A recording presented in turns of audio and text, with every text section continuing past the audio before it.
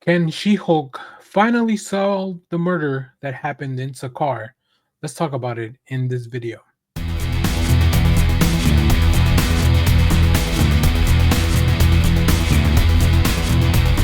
Hello everyone, Dan here from the Next Issue Podcast. On today's video, I'll be doing a review for Imperial War, Planet She-Hulk #1.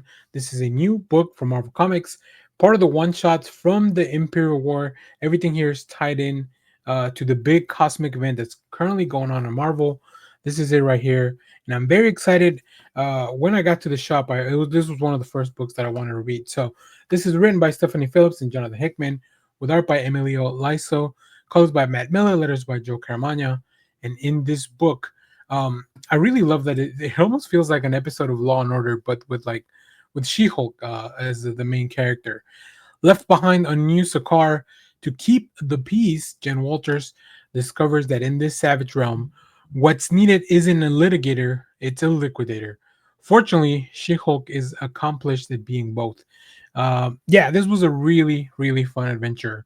And if this is an indication of what the tone's going to be for the upcoming Planet She-Hulk, I'm very excited for that series.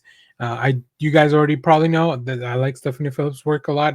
We review a lot of that work on the channel, and this one just, like I said, it had that combination of like murder mystery and a little bit of crime, but also just like all the She-Hulk shenanigans. Right, there is no problem too big for She-Hulk to handle, but when it comes to dealing with, first of all, the five wives that were left behind after this murder, the new customs and the new culture of this planet that she's not very familiar with.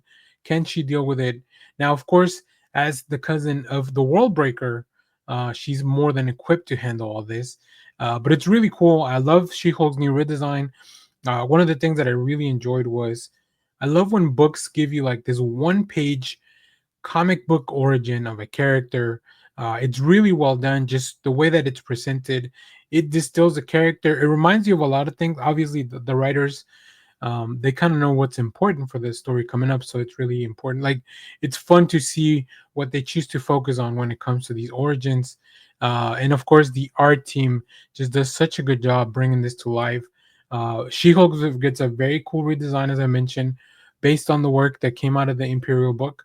But yeah, I think Emilio Laiso does such a good job when it comes to like these shots of She-Hulk just looking very strong, very powerful, very dominant. She has to definitely assert that she is in charge in this planet, because this is the only thing that these, the people on this planet really understand.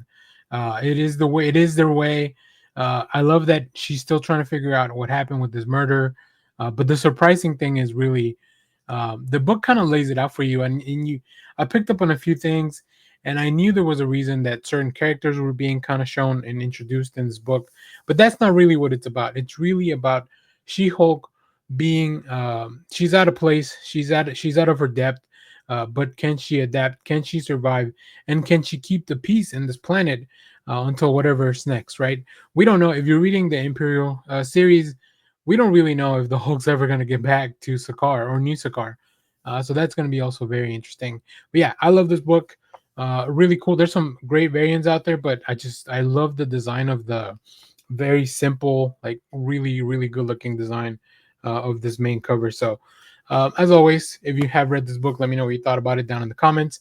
And please stay tuned. We have more comic reviews, trailer reactions, TV recaps, all that fun stuff here in the channel. Thanks for watching, everyone. Bye bye.